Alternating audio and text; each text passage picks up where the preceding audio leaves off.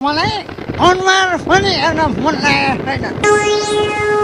तिमीहरूले गर्दाखेरि मेरो त्यति राम्रो स्वास्नीसँग आज फर्स्ट टाइम झगडा भयो। भाउजूलाई हामी सम्झाउँछौँ के, एकछिन आउनु न। खड्काजी एकछिन आउनु आउनु।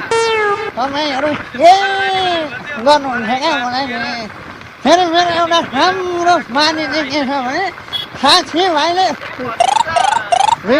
रिक्वेस्ट गरिसकेपछि म हार्नै सक्दिनँ। आउनु आउनु।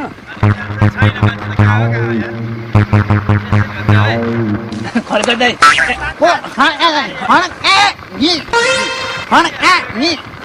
झुक्किएर सुन्नुहोस् न, त्यो हजुरको त्यो गाई चटारिन्छ एउटा गीत छ नि, एक चरण सुन्न पर्ने भयो।